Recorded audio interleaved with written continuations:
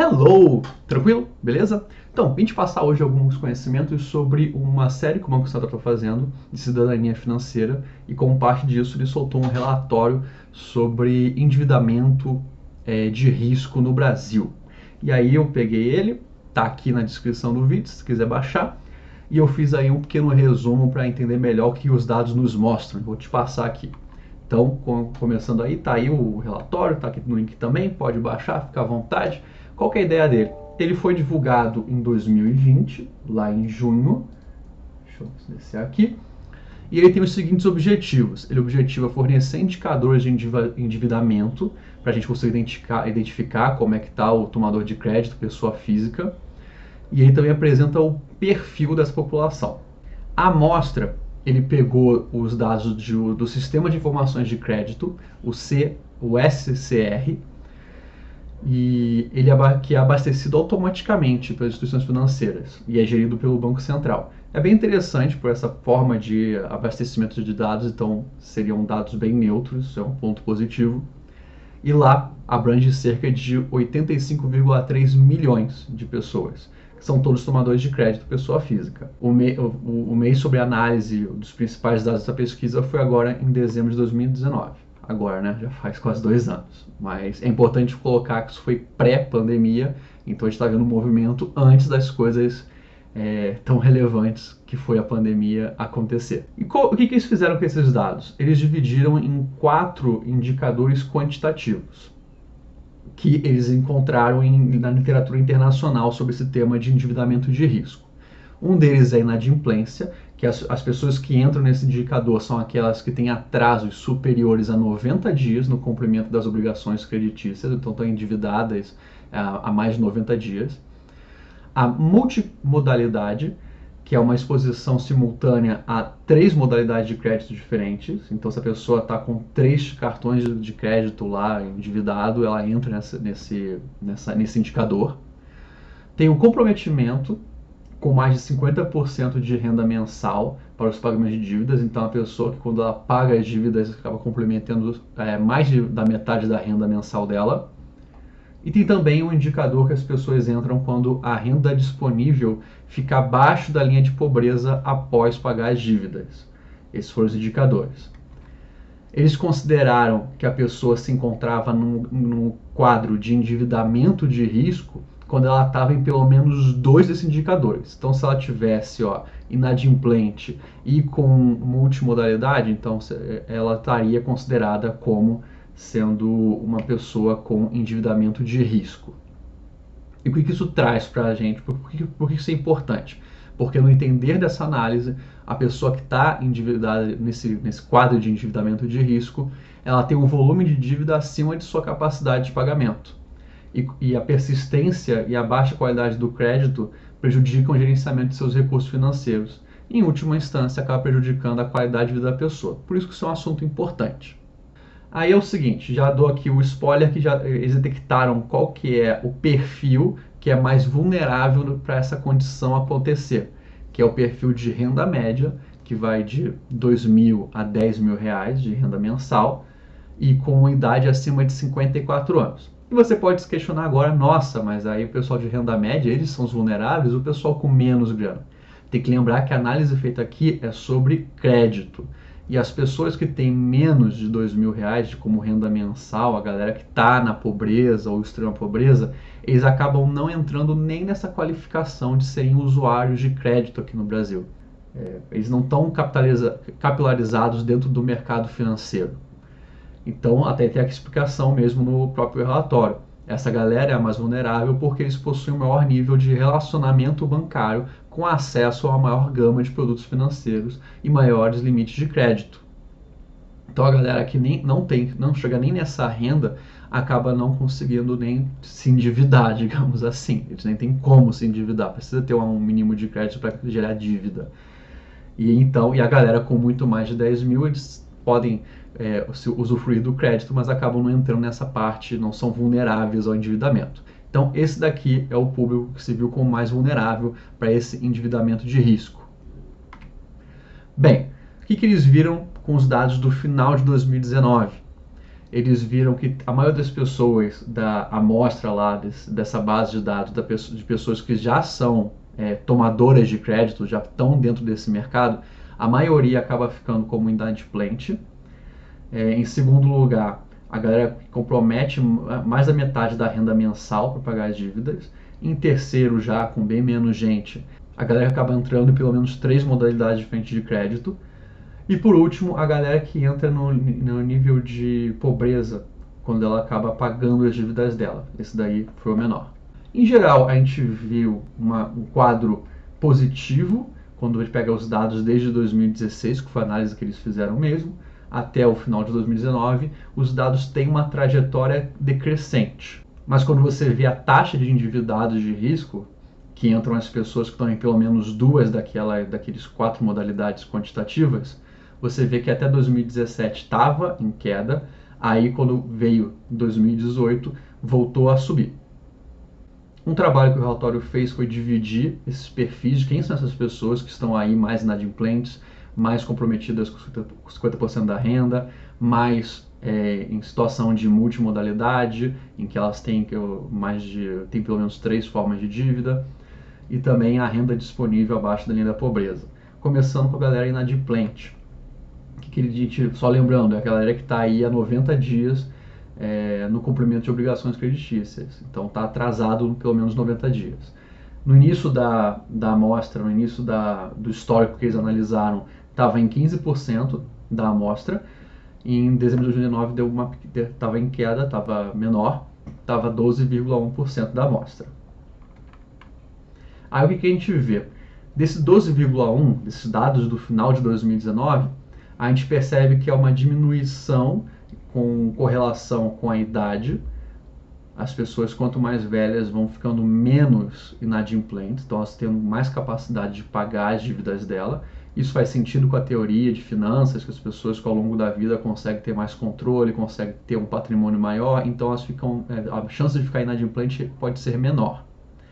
E também te vê, claro, com a renda, tirando a primeira faixa lá de R$1.000, a tendência é de queda conforme a pessoa ganha mais dinheiro. Então é menos chance ela ser inadimplente quanto mais dinheiro ela tem, o que faz sentido. Considerações específicas aí do como que o relatório foi feito. A legenda desse gráfico ela é complicada, porque fala que as porcentagens estão em relação à população com crédito ativo no SFN, que é a amostra total. Não é verdade. Só a última linha aí do total, o 12,1%, faz referência ao total da amostra. As outras porcentagens aí, ela faz referência ao total da categoria analisada.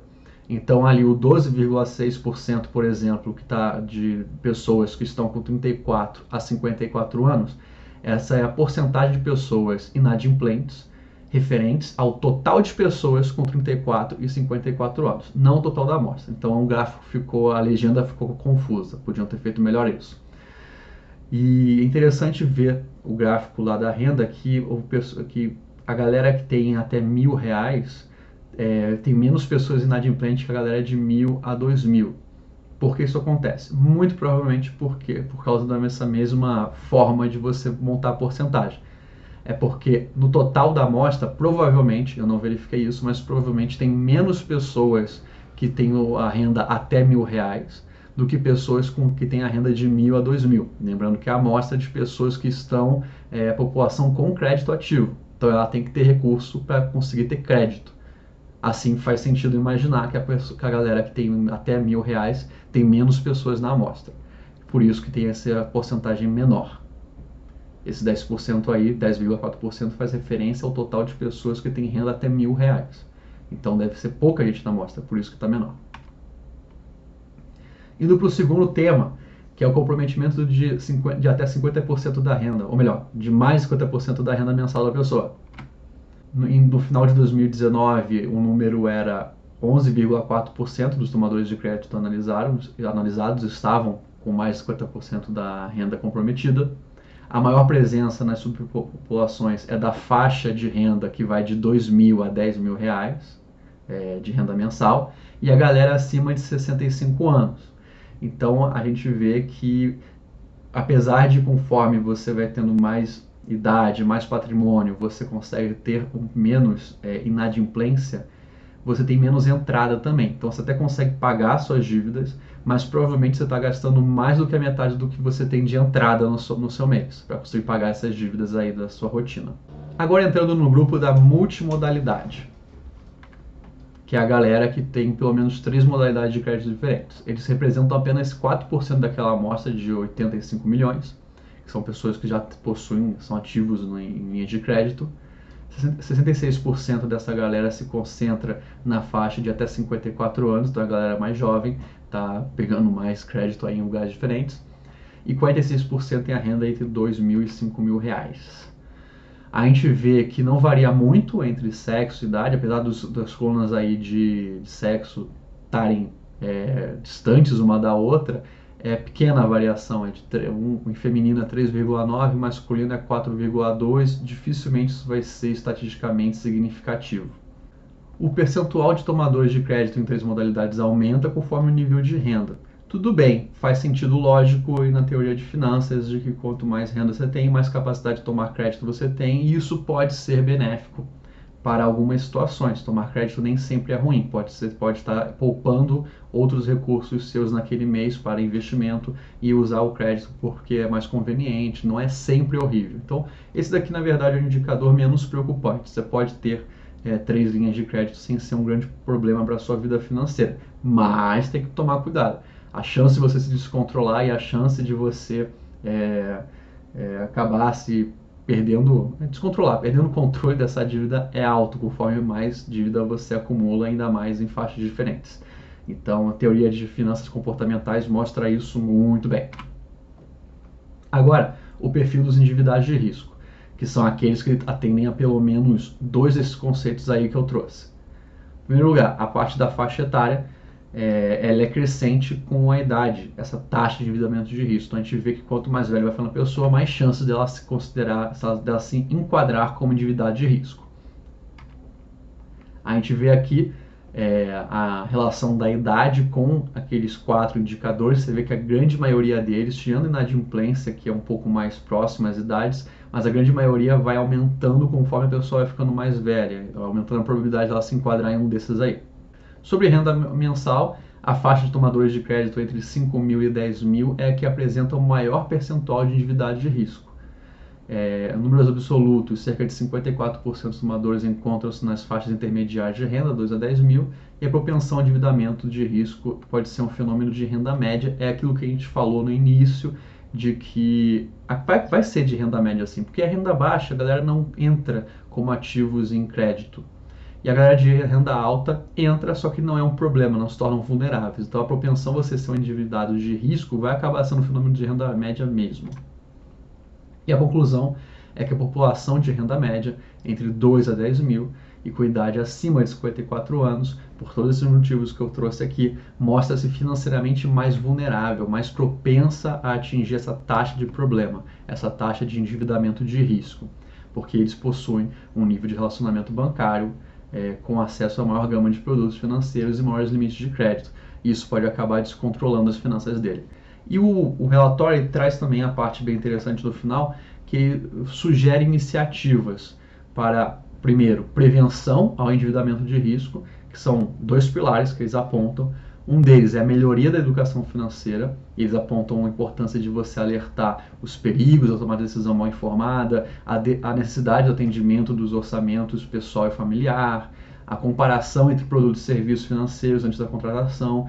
Eu adicionaria algumas coisas aqui com o meu viés de economista comportamental, teria alguns pontos a serem adicionados. Mas são pontos interessantes e importantes. Só que eu sempre digo que você ensinar ações para uma pessoa, como funcionam ações, não faz ela investir em ações. Então, às vezes tem uma pegada mais de entendimento do indivíduo, tanto individualmente quanto em grupo, para conseguir criar essa cultura de investimento, seria também um ponto apropriado até aí. Aí, continuando. A segunda coisa que eles mencionam como prevenção para esse endividamento de risco é a melhoria da oferta de serviços, que deveriam ser mais condizentes com as necessidades dessa galera de renda média, evitando contratação de crédito em modalidades inapropriadas. Então eles identificaram isso como sendo um problema. Pessoas que estão mal informadas ou então que entram em modalidade de crédito que não deveriam entrar por não combinar com os objetivos, com o perfil e com coisas desse tipo. E por fim, eles trazem aqui iniciativas de tratamento ao endividamento. Também tem a parte, além da prevenção, que a gente deve fazer antes do problema surgir. Essa daqui é para ser feita agora que já tem um problema. E eles acabam botando nas políticas de renegociação de dívidas, para conseguir sair disso e conseguir voltar a ter uma vida financeira mais saudável. Então, é isso daí. Espero que tenha gostado. Foi realmente um report desse relatório para eu conseguir absorver também. Quando eu explico, eu absorvo. E também qual o problema de divulgar um pouco aí o conhecimento dos dados. Espero que tenha gostado. Tá, de novo, avisando, tá o link aqui embaixo na descrição do vídeo. E é isso. Tchau!